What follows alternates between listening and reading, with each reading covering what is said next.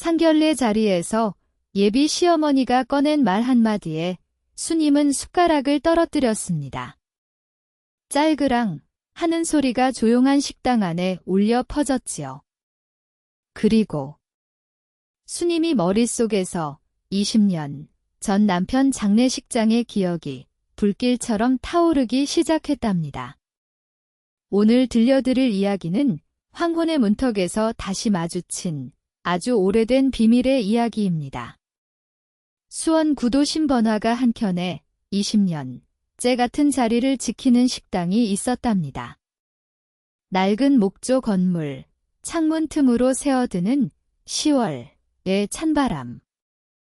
그리고 된장찌개 끓는 냄새가 골목까지 번지는 그런 집이었지요. 오수님, 올해 62이었습니다. 그녀는 오늘 생애 2번째 상견례 자리에 나와 있었답니다. 손가락 끝이 차가웠지요. 아침부터 3번이나 블라우스를 갈아입었건만 지금 이 순간 그게 무슨 의미가 있겠느냐 싶었습니다. 맞은편에는 박태수, 67의 조용한 남자가 앉아 있었지요. 은빛으로 단정하게 빗어넘긴 머리칼, 무릎 위에 가지런히 얹은 2손, 말수는 적었지만 눈빛이 따뜻한 사람이었습니다. 수님이 그를 처음 만난 건 지난 봄, 주민센터 문화강좌 수채화 교실에서였거든요. 그리고 태수의 옆에는 오늘 이 자리에 진짜 주인공이 앉아 있었습니다. 박옥분, 태수의 어머니.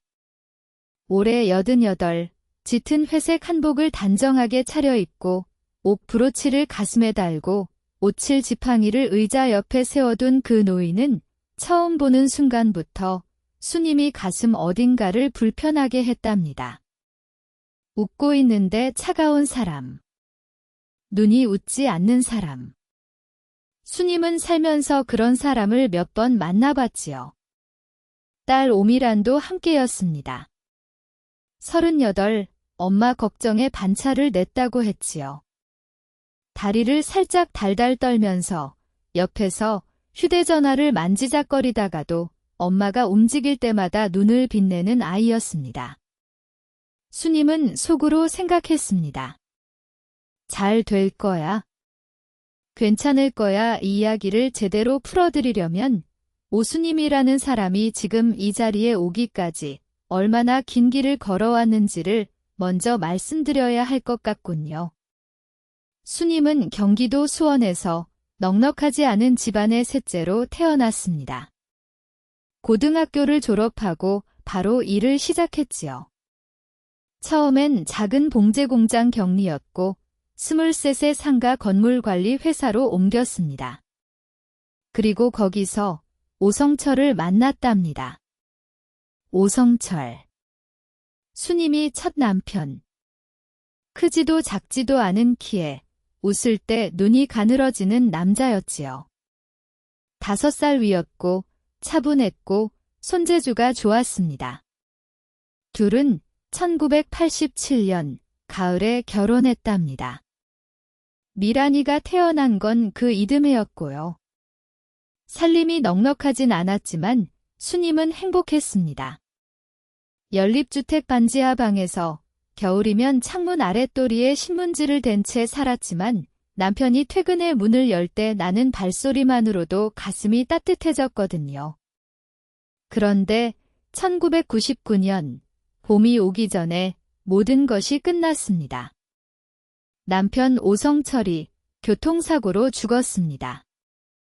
아니, 그것이 죽음이라고 수님은 지금껏 믿고 살아왔지요. 장례는 3일 장으로 치렀습니다. 회사 동료 몇 명, 친척 서너. 그리고 조문객이 그리 많지 않은 조용한 장례식이었답니다. 미란이는 그때 겨우 10살이었고 아빠관 앞에서 엄마 치마를 잡고 서서 울지도 않고 가만히 있었지요. 그날 수님은 얼굴도 모르는 여자를 봤습니다. 30대 초반쯤 됐을까요? 단색 외투를 입고 머리를 빗지도 않은 채 조문객 틈에 서 있던 그 여자는 관 앞에서 소리도 없이 울고 있었습니다. 어깨를 들썩이지도 않고 손수건을 꺼내지도 않고 그냥 눈물이 뺨을 타고 흘러내리는 채로 관을 바라보고 있었지요. 수님은 그 여자에게 다가가지 못했습니다. 온몸이 굳어 있었거든요. 누군지 물어볼 기력조차 없었답니다. 그리고 잠시 눈을 돌렸다가 다시 봤을 때 그 여자는 이미 사라지고 없었지요. 이후 24해 동안 수님은 그 여자를 거의 잊고 살았습니다.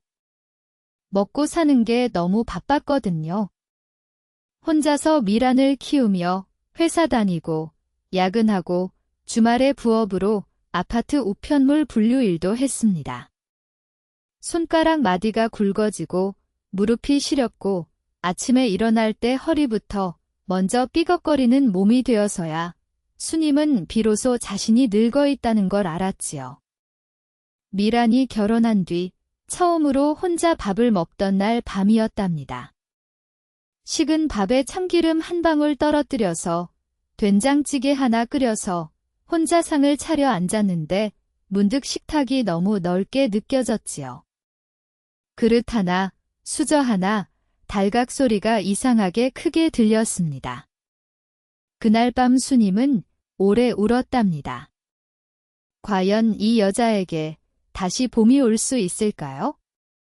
박태수를 처음 만난 건 2023년 4월의 일이었습니다. 수채화 교실은 매주 화요일 오전이었는데 태수는 항상 5분 먼저 와서 붓을 정리하고 있었지요. 말이 없는 사람이었습니다. 옆 사람 그림에 괜히 한마디 보태거나 선생님한테 웃음을 사려 하거나 하는 법이 없었답니다. 그냥 자기 자리에서 자기 그림만 그리는 사람이었지요. 수님이 먼저 말을 걸었습니다. 붓 쓰는 법을 물어봤거든요. 사실은 이미 알고 있었지만 힘을 빼셔야 해요. 억지로 잡으면 선이 떨려요. 왜 태수의 목소리는 낮고 조용했습니다. 그게 이상하게 수님이 마음을 편하게 했지요. 둘은 그 후 몇 달간 교실이 끝나면 가끔 근처 분식집에서 라면을 먹었습니다. 수님이 먹다 남긴 라면 국물이 담긴 그릇을 태수가 말없이 자기 앞으로 당겨서 마저 마시던 날 수님은 가슴이 쿵 했지요. 태수가 청혼한 건 지난 7월의 일이었답니다. 수원 화성 성곽길을 걷다가 갑자기 멈춰 서더니 수님을 바라봤지요. 같이 살면 안 되겠습니까?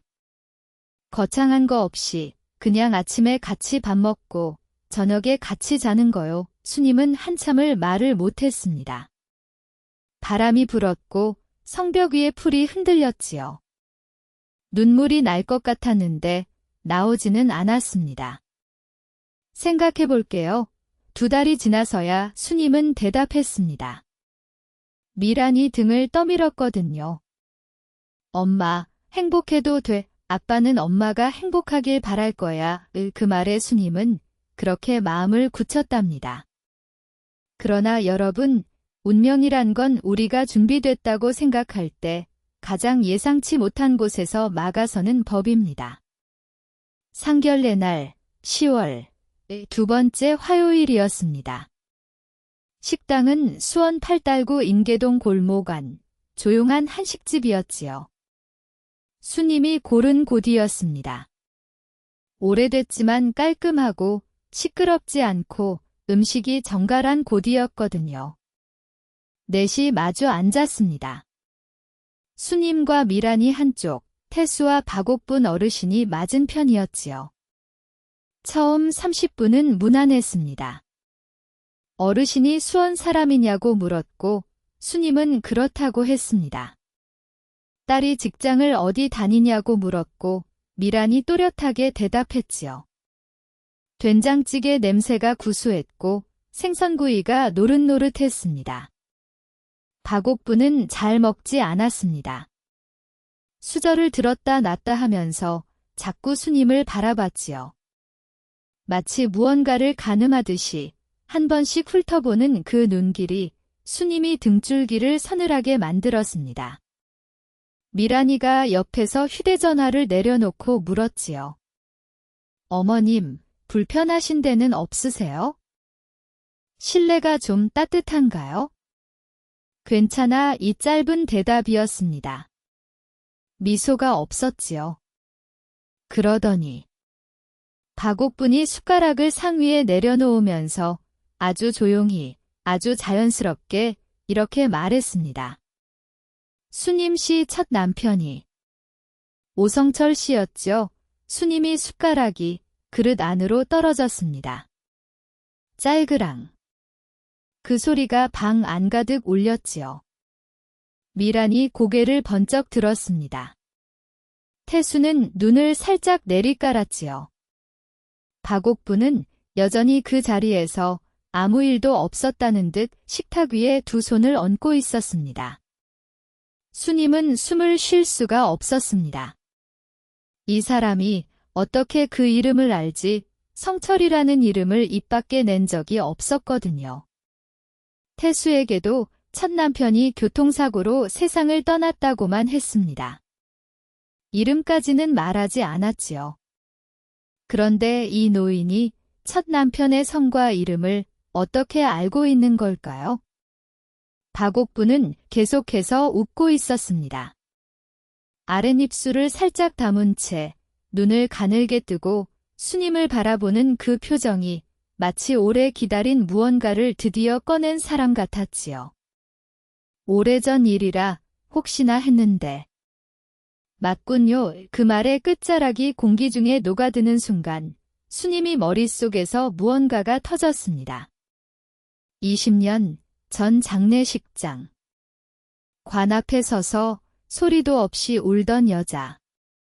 단색 외투. 빗지 않은 머리. 그 여자의 얼굴이 지금 갑자기 또렷하게 떠올랐습니다. 왜 지금? 왜 이 자리에서 그 기억이 수님은 손을 상위로 가져갔습니다. 손끝이 떨렸지요. 물 한 모금 마시려 했는데 컵을 잡은 손이 말을 듣지 않았습니다. 미란이 낮게 물었습니다. 엄마, 괜찮아. 수님은 대답하지 못했답니다. 집으로 돌아온 건 저녁 8시가 넘어서였습니다. 미란이 함께 들어오겠다고 했지만 수님은 괜찮다고 했지요. 버스 정류장에서 딸을 먼저 보내고 혼자 골목을 걸었습니다. 10월의 밤바람이 목덜미를 파고들었고 낙엽 썩는 냄새가 낮게 깔려 있었지요. 아파트에 들어와 불을 켜지 않고 신발만 벗었습니다. 어두운 거실에 서서 오래 숨을 골랐지요.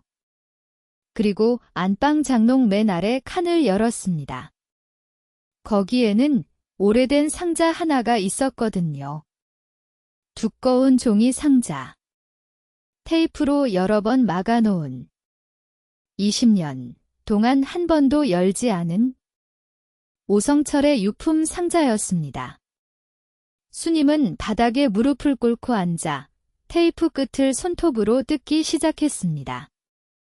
손톱이 부러질 것 같았지만 멈출 수가 없었지요. 박옥분이라는 이름을 성철이는 살아서 한 번이라도 입에 올린 적이 있었던가. 그 노인과 내 남편이 무슨 관계이기에. 테이프가 뜯겼습니다. 상자 안에는 남편의 물건들이 그대로 있었습니다. 손목시계, 낡은 수첩, 볼펜 2자루. 그리고 봉급 명세서 몇 장 그 맨 아래에 오래된 봉투 하나가 있었지요. 봉투는 누렇게 바랬습니다. 이름도 없고 주소도 없이 그냥 봉해져 있었지요. 수님은 손을 멈췄습니다. 이 봉투가 여기 있다는 걸 수님은 알고 있었답니다. 장례 직후에 발견했지만 당시에는 뜯어볼 기력이 없었지요. 그리고 20년이 지났습니다. 오늘 밤 그 봉투를 열 수 있을까요? 여러분이라면 이 순간 어떤 선택을 하시겠습니까? 수님은 봉투를 들었습니다. 손이 가늘게 떨렸지요. 부엌에서 흘러드는 희미한 외등 불빛 아래 봉투 입구를 조심스럽게 찢었습니다. 그 안에는 사진 한 장이 있었습니다. 흑백이 아니었지요. 오래됐지만 컬러였습니다. 빛이 바랬고 가장자리가 구겨져 있었지만 얼굴은 분명하게 보였지요. 남편 성철이 있었습니다. 웃고 있었습니다. 그리고 그 옆에 여자 한 명이 서 있었지요. 수님은 그 여자의 얼굴을 보는 순간 사진을 쥔 손에서 힘이 빠졌습니다. 그 여자는 오늘 상견례 자리에서 수님이 맞은편에 앉아있던 그 사람이었습니다. 젊은 시절의 박옥분이었습니다. 다음 편에서 이어집니다. 수님은 그날 밤 한숨도 자지 못했습니다. 전직 동료, 세무사 최영달에게 전화를 건 건 새벽 2시였지요. 영달 씨, 부탁 하나 들어줄 수 있어요? 오래된 서류, 추적해줄 수 있어요. 최영달은 잠에서 깼지만 목소리를 바꾸지 않고 대답했습니다.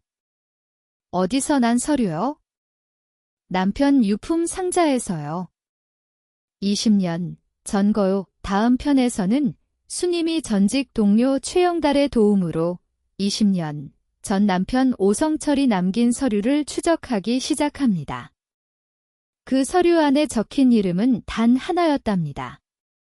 그리고 그것은 박옥분이 운영하던 사채 계약서의 첫 번째 채무자 이름이었지요. 과연 오성철은 진짜로 죽은 것일까요? 아니면 수님도 모르는 어떤 비밀 속에 갇혀 있었던 것일까요? 다음 편, 상견례 날의 고백 2편을 꼭 기다려주세요.